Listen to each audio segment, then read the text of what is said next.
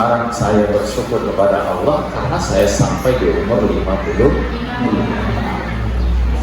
Ukuran manusia itu cukup panjang, tapi kalau dikonversi dengan para nabi tidak ada apa-apanya.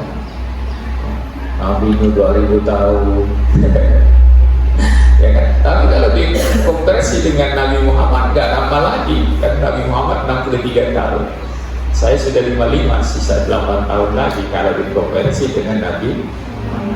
Tapi Allah alam, satu orang manusia pun tidak tahu kapan dia berakhir. Boleh saja besok, lusa, minggu depan, bulan depan, tahun depan, dan seterusnya. Tidak ada yang tahu ya. Tapi setidaknya dalam 55 tahun saya bisa merefleksi diri saya harus mampu mempertanyakan kepada diri saya, sampai di mana imanmu itu gitu. Sampai di mana ketakwaanmu itu ya. Apakah kamu sudah sampai kepada nafsu mutmainnah, atau kamu masih berada di lawamah ataupun amarah? Nafsu-nafsumu sampai di mana? Sekarang saya dihadapkan ke sebuah persimpangan jalan.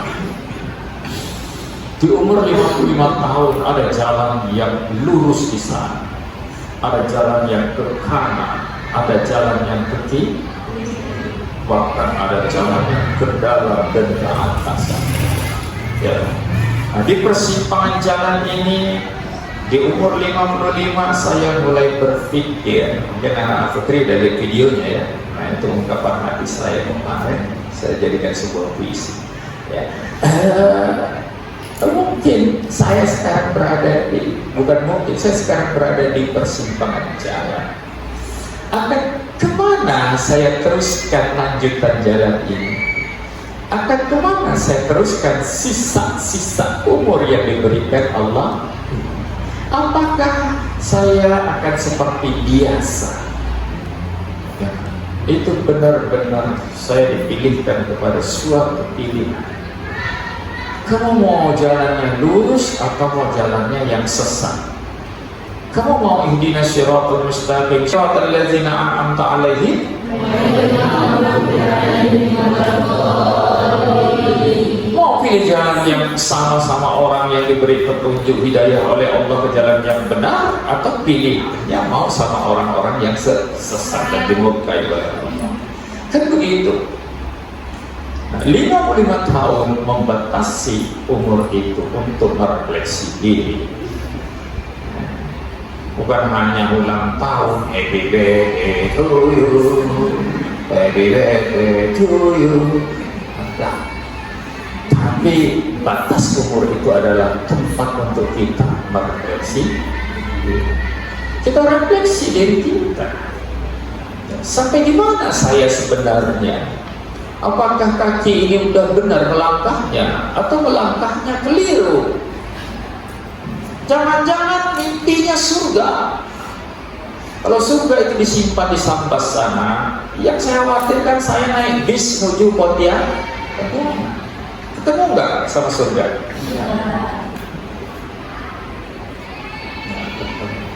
Kalau surga itu di Sambas, harusnya naik bis jurusan. Paham? Jangan sampai kerindukan setiap pekerjaannya neraka.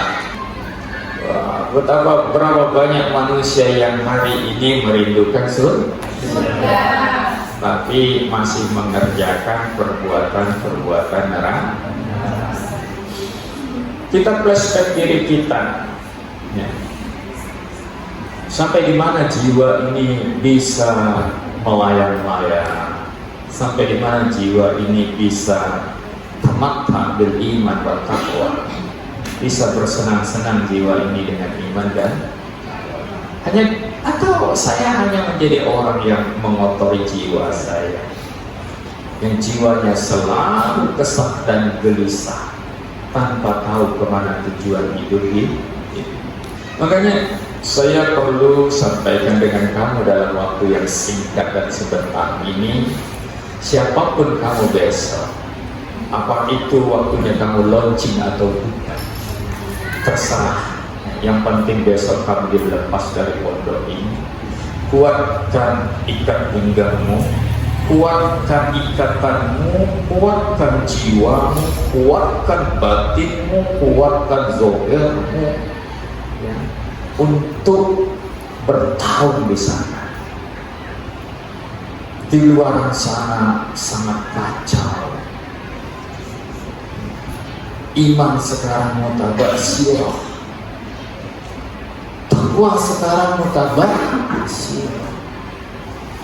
Sedikit manusia yang mengencangkan imannya, menguatkan takwanya, sedikit manusia yang menguatkan imannya.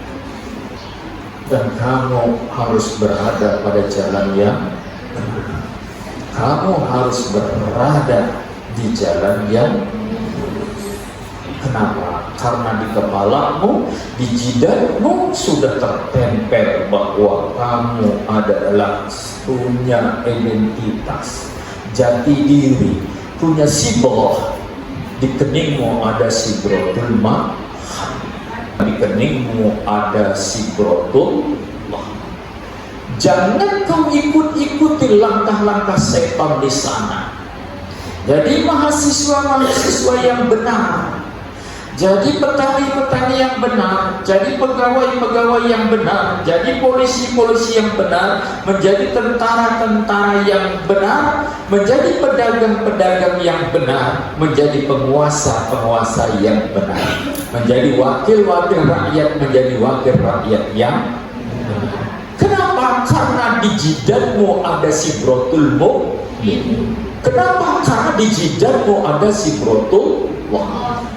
Sudah tertempel di sini sibratullah bahwa kamu adalah orang baik, bahwa kamu adalah seorang mukmin. Apapun profesimu, mau kamu jadi dokter, jadi perawat, jadi bidan, jadi guru, jadi ustadz, jadi kiai, jadi ulama, tetap ada sibratul mu'min. Jangan keluar daripada sibratul mu'min. Jangan keluar dari sibratul mu'min. Jadi mahasiswa, jadi mahasiswi. Hari ini banyak teman-temanmu mana kuliah, mana nongkrong di kafe tidak jelas. Bulan Ramadan nongkrong di kafe, apa itu benar? Jangan jadi orang liberal.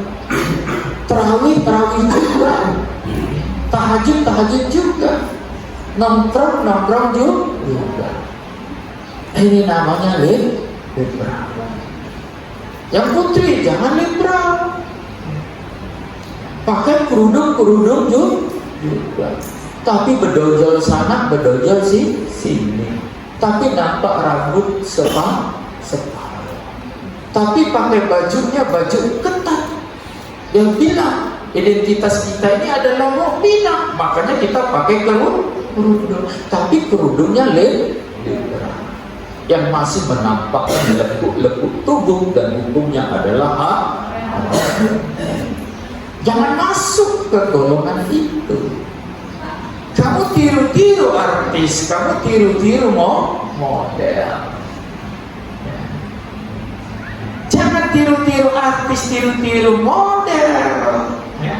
Kamu harus pertahankan seperti dirimu di pondok ini, bahwa kamu punya sibroh, namanya sibrotul ma. Kalau di mahat pakai kerudungnya yang benar seperti ini, di luar kamu bagi punya sibroh, namanya sibrotul mu'minah, maka kerudungmu harus kerudung mu'minah. Di luar kamu masih punya sibrotullah, maka cara berpakaianmu sesuai dengan ketentuan Allah dan Rasulnya. Jangan dilanggar, ya Pak? Nah, hati-hati, kamu harus cerdas memilih dan memilih. Mana yang original, mana yang palsu, ya tak? Mana yang original, mana yang palsu. Kamu makan harus hati-hati. Jangan hanya lihat murahnya atau mahalnya, jangan lihat steril dan tidak sterilnya saja, tapi lihat keaslian yang sebenarnya. Apakah ini makanan halal, apakah ini makanan haram. Kalau ada si aku yang jualan mediau di sana, lantas kamu makan di sana, itu namanya kamu kurang-kurang makanan namanya. makanannya. Sepertinya nggak ada orang Melayu, orang Islam yang jual mie. Iya. Tapi setidaknya kita avoid, kita menghindar. Kenapa? Karena masih banyak makanan yang lain. Kenapa harus makan di situ? Itu namanya kemaruan. Maka dulu tak beranak, maka di situ la haula wala quwata illa billah. Masih banyak makanan-makanan yang jelas. Harus teliti jadi mahasiswi harus kritis. Ini makanan halal apa tidak? Kamu makan di fast food, kamu harus cari tahu ini dagingnya daging mana. Dagingnya daging impor. Impornya dari mana? Dari Australia. Kira-kira dari Australia bagaimana mereka potongnya? Meskipun di situ dilabelin dengan label halal, tapi jangan mudah-mudah percaya. Kalau ada yang tidak impor, kenapa harus makan yang impor? Sampai ayamnya pun ayam impor dari Korea. Macam orang Pontianak tak ada ayamnya. Cobalah ya. Saya mau kamu semua menjadi generasi, bukan generasi Z, tapi generasi yang kritis. Yang kritisi adalah kritis Islam. Kita harus banyak belajar filsafat Islam, harus banyak belajar tasawuf. Doakan Ustaz nanti bisa kuliah lagi, kepingin kuliahnya filsafat atau saya hanya kepingin kamu stand, kamu adalah orang yang kuat, kamu bukan orang yang gemengit, orang yang lemah, orang yang tidak punya value, tidak punya nilai, orang yang hafal-hafal, tapi kamu orang yang kuat, orang yang hebat dimanapun kamu berada nanti ya. Nah itu dimanapun, jangan jadi orang yang hau-hau sana sini ya kan. Waktunya dihabiskan di kafe 24 jam dengan dalih mengerjakan tugas liberal. Ya, menjaga tugas itu di perpustakaan, bukan di kafe. Baca buku itu di perpustakaan. Jangan andalannya mentang-mentang semuanya pemegang Android, sikit-sikit AI, sikit-sikit GPT. Ya, ujung-ujungnya jadi sarjana GPT, sarjana AI. Ilmunya juga ilmu AI, ilmu GPT. Baca buku yang banyak. Makanya sekarang kamu saya biasakan dengan literasi di sini supaya terbiasa membaca. Supaya punya kompetensi. Sayang, kamu masih muda, umurnya berapa? 17? 18? Hah? 18, 17, masih muda, masih punya banyak kesempatan. Belajar dan terus belajar, belajar dan terus belajar. Ya. Imam Ghazali itu umurnya hanya 55 tahun kalau tidak salah. Tapi dia punya karya 150 buku. Umurnya 55 tahun aja hidupnya. Tapi karyanya 150 buku. Kalau dibagi dia menulis 1 tahun 3 buku dia menulis. Dan itu pun kalau dia menulis lahir langsung menulis. Tapi kan enggak. Kemungkinan dia menulis umur 9 tahun atau 11 tahun. Waktu 1 tahun dia bisa menulis sampai 5 sampai 6 buku. Itu luar biasa. Kita ini pilihan, mau jadi pecundang atau mau jadi yang original, pecundang ada tempatnya, original juga ada tempatnya. Kalau perempuan apakan lagi? Make it valued. Ya, kalau perempuan itu yang dipikirkan bagaimana saya ini punya nilai. Ya, nilainya apa? Nilainya bukan performance. Ya. Kalau bedak yang kau tempelkan itu performance. Kalau bedak yang kau tempelkan, alis yang kau gunting, alis yang kau rapikan, itu performance. Itu hanya penampilan. Tapi yang sesungguhnya perempuan itu harus punya yang namanya inner beauty. Keindahannya dari dalam, dari ketakwaannya kepada Allah. Make it video, harus punya ilmu. Ya kan? Allah akan kasih tuh jodoh-jodoh yang apa? Jodoh-jodoh yang cocok untuk kamu. Ya kan? Nah, kalau kamu cuman pecundang, ya nanti dapatnya laki yang pecundang juga. Nah, jadilah dia keluarga pecundang. Keluarga pecundang melahirkan anak-anak pecundang. Paham pecundang? nggak karuan, nggak punya nih. Tapi yang solehah, siapa yang paling mendekat?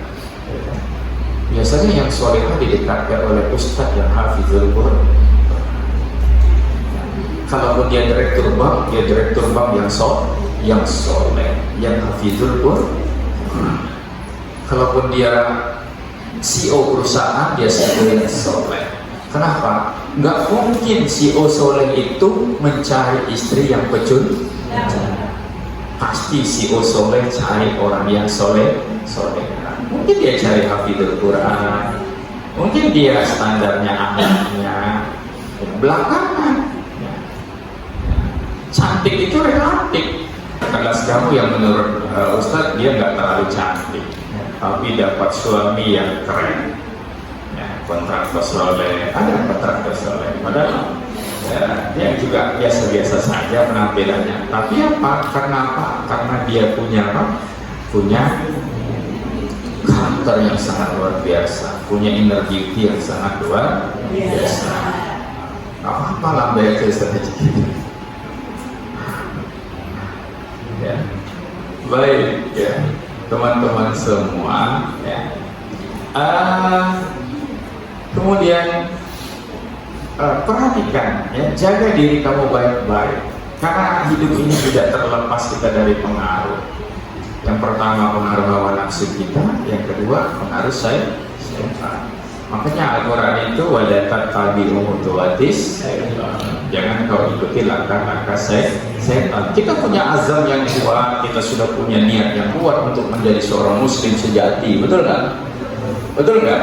Ya, saya pikir semua kepala pada saat ini akan berkata ke dalam dirinya, saya harus ikut apa yang dikatakan Nabi, gitu ya. Saya kepingin menjadi orang yang kuat, orang yang tegas, orang yang gitu. Ada semacam itu dipikir. Ya. Well, oke. Tapi besok hari Selasa, tatkala kamu di wisuda, besok kamu dibawa orang tua pulang. Ya kan? Yang tadinya udah niat mencangin diri, ya. Tahu-tahu zuhur di rumah. Allahu Akbar, Allahu Akbar, kata azan. Tadinya udah niat, ya, mau ke masjid lima. Sampai di rumah dia mulai dibisikin ya, sama namanya teman, namanya Syaitoni datang gitu.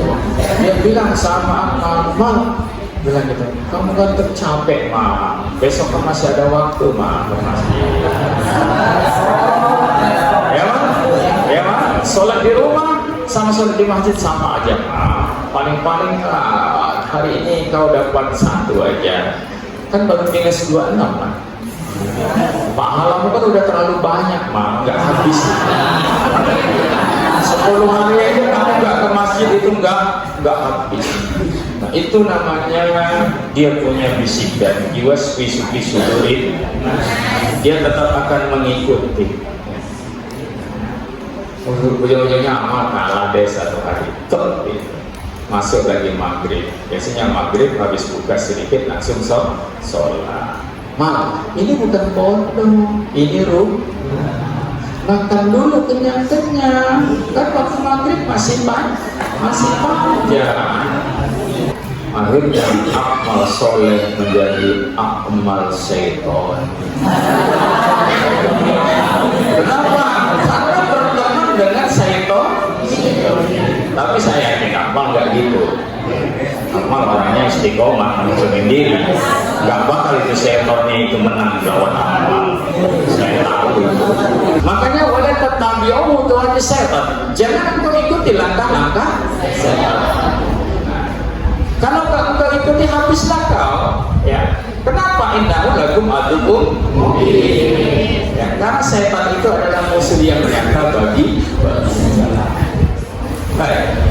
Karena tidak ada yang bisa dikerjakan setan kecuali tipu mus. Dari zaman datuk kita dulu, Nabi Adam itu udah tipu muslihatnya luar biasa.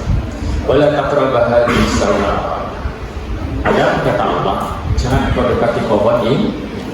Mendekat saja tidak boleh. Boro-boro makan buah.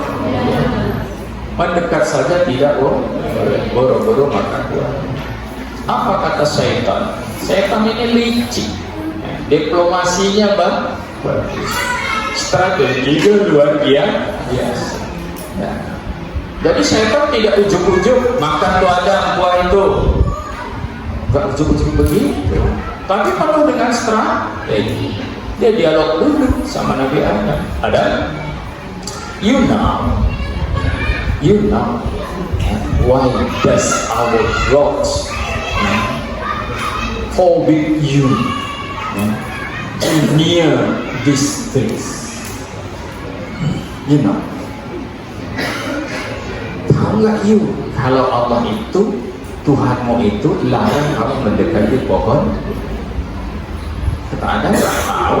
Yang penting gue nggak boleh dekat situ. Ya udah, Adam, dia balikkan itu fakta. Dia balikkan itu kata-kata Allah itu dibalikkan oleh iblis. Apa dia balikkan? Adam, kenapa dia tidak boleh kau dekat di situ? Apakah lagi makan buahnya? Karena Tuhan itu tidak ingin engkau kekal di surga. Dulu sebelum engkau ada, kami ini semuanya sudah makan buah kuldi, makanya kami kekal di surga.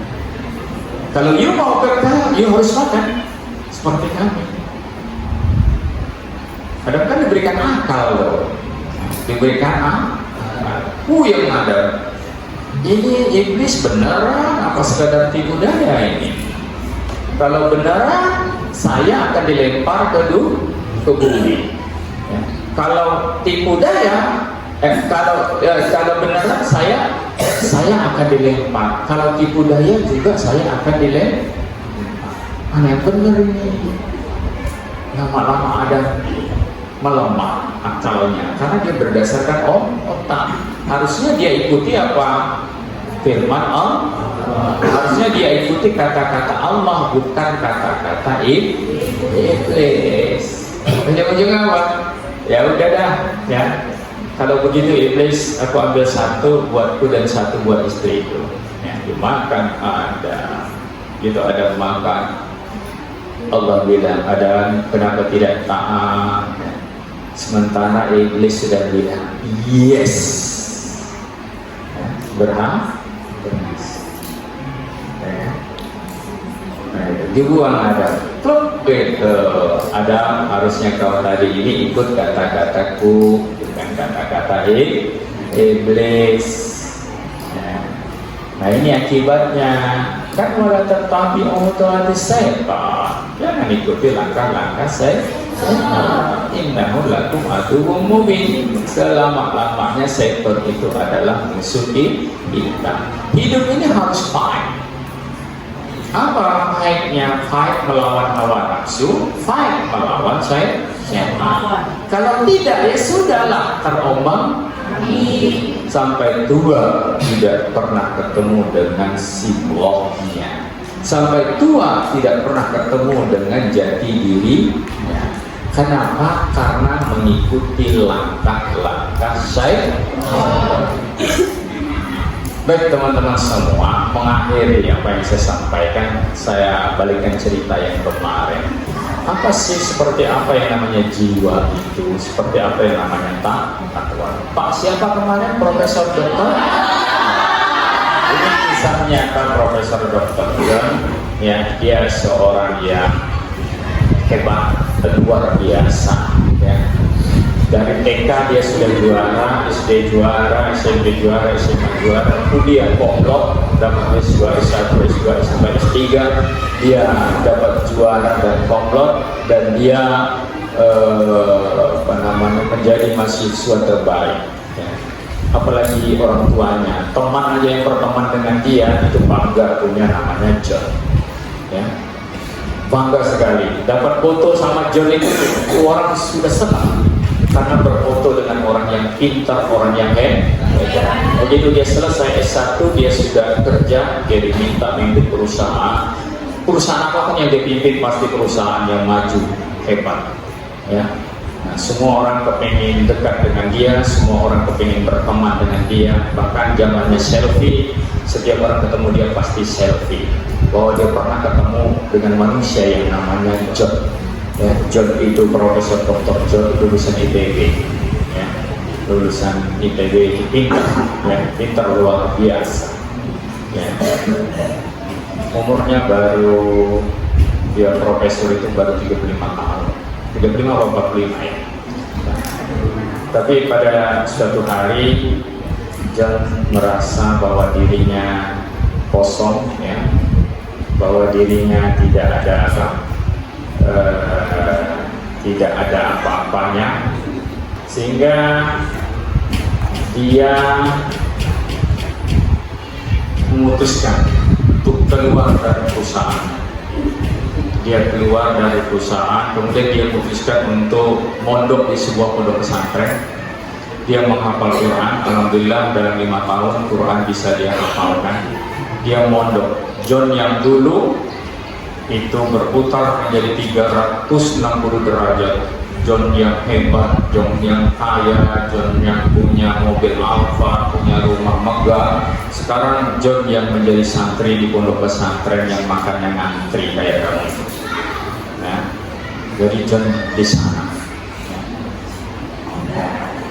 Dia kekosongan dan dia bersyukur. Orang semuanya mencerca, orang semuanya bilang kalau dia bodoh, tolol, bahlul.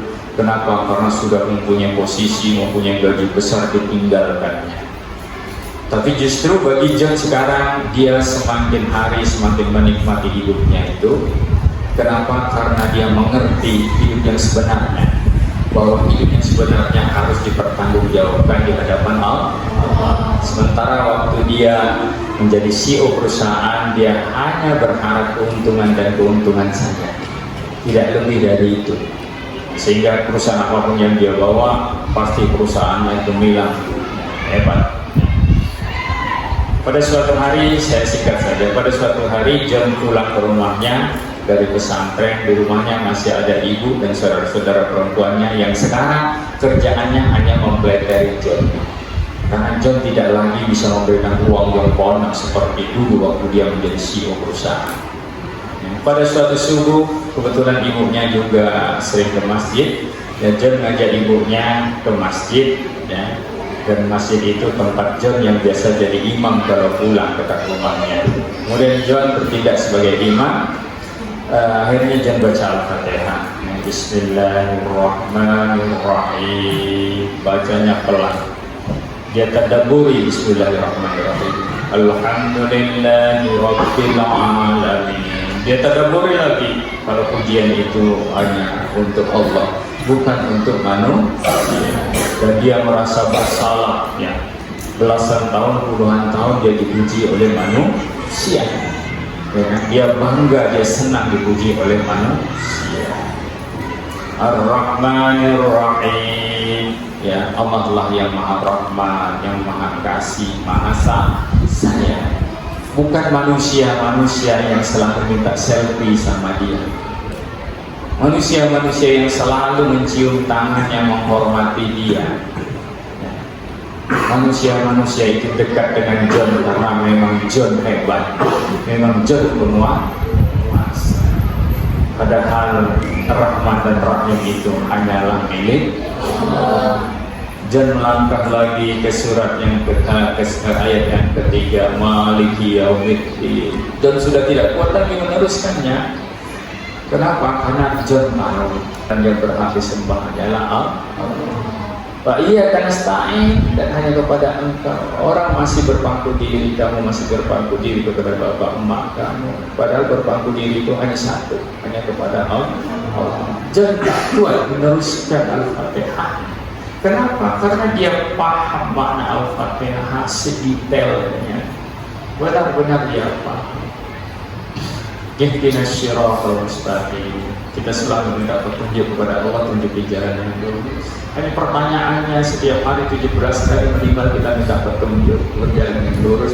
Tapi kenapa kita tidak lurus? Mungkin karena kita mintanya yang salah. Kita tidak sungguh-sungguh minta ditunjukkan jalan yang lurus. Atau sudah Allah tunjukkan jalan yang lurus, tapi malah kita pilih jalan yang siratal ladzina an'amta 'alaihim, tunjuki hamba jalan-jalan yang Engkau berikan anugerah kepada mereka, ghairil maghdubi 'alaihim, dan bukan orang yang Engkau murkai, wadhalin, dan bukan orang-orang yang Engkau sesat. John tersentuh, dia menangis sejadi-jadinya pada saat dia diri.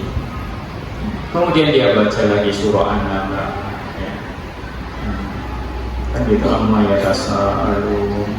Dia paham betul bagaimana hari dia benar-benar yakin ya, kalau hari itu manusia hanya mempertanggungjawabkan dia sendiri. Dia tidak bergantung kepada kawannya, dia lari dari kawannya, lari dari emaknya, lari dari bapaknya, emaknya pun lari dari suaminya, suami lari dari istrinya, dan semuanya kepingin mendapatkan perlindungan Allah. Tapi itu hari sudah berakhir, sudah tidak ada ya. Sudah benar-benar tidak ada bantuan kecuali Allah Subhanahu. La haula wala quwata illa billah. Begitu singkat cerita, John pulang dari masjid, di tengah jalan tangannya di stop oleh emaknya. Emaknya tanya, John, kenapa kamu menangis? Kenapa untuk kamu jadi imam kamu menangis? John jawab, Ibu, ya, maafkan saya, mungkin itulah ya yang saya rasakan, karena saya tidak bisa menolong ibu nanti, dan ibu tidak bisa menolong saya. Kita ini hidup mempertaruhkan diri kita masih. Mudah-mudahan kita ini diampuni oleh Allah, dilindungi oleh Allah. Kemudian emaknya yang kembali menangis sejadi-jadinya. Dan ingat ibu, Ar-Rahman Ar-Rahim, kasih sayang Allah itu ada di dalam ibu. Ibu sayang saya karena Allah anugerahkan ibu rasa kasih sayang. Saya sangat sayang kepada ibu yang Allah anugerahkan kepada saya rasa kasih sayangnya kepada saya untuk bisa menyayangi dan menyintai ibu. Maafkan saya ibu, mungkin selama ini saya belum mampu memberikan kasih sayang yang sesungguhnya sebagaimana Allah berikan kepada kita semua kasih sayang kita belum totalitas. Anak-anak kelas 12, kasih sayang dengan Bapak adalah kasih sayang kalau saatnya minta fulus. Kalau udah minta duit, kasih sayangnya muncul. Kalau udah minta baju lebaran, kasih sayangnya muncul.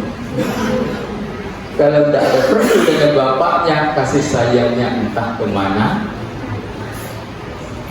Pesannya, sayangi bapak emak semaksimal mungkin.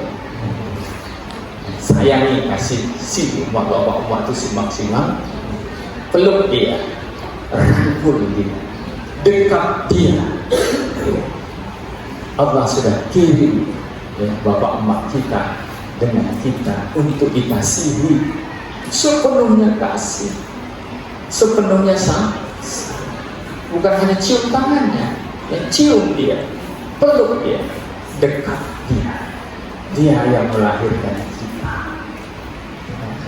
dia yang melahirkan kita, dia yang memberikan kita kehidupan atas perintah Allah Subhanahu wa Ta'ala. Kita cinta kepada orang tua kita karena Allah Subhanahu wa Ta'ala, bukan karena siapa-siapa. Kita kasih emak karena kita kasih kepada Allah. Kita sayang ayah karena kita sayang kepada Allah. Kita sayang semuanya karena Allah Subhanahu wa Ta'ala. Baik ya, selamat ini buat kamu semua. Mudah-mudahan ada manfaatnya. Ya, saya hanya bisa berdoa mudah-mudahan kamu menjadi anak-anak yang soleh, menjadi orang-orang yang soleh sampai yaumil hayat kamu nanti. Kamu diberikan tempat belajar yang baik, tempat bergaul yang benar. Ya, itu harapan saya sampai waktu kamu menikah nanti, sampai kamu mendidik anak-anak kamu untuk menjadi anak-anak yang soleh dan solehah. Inna akramakum indallahi atqakum. Orang yang mulia di sisi Allah adalah orang yang paling bertakwa. Jadi kemanapun harus bertakwa, ya kan? Nah, ittaqullaha haitsuma kunta, bertakwalah kamu kepada Allah dimanapun kamu berada. Itu saja, terima kasih, mohon maaf ya. Assalamualaikum warahmatullahi wabarakatuh.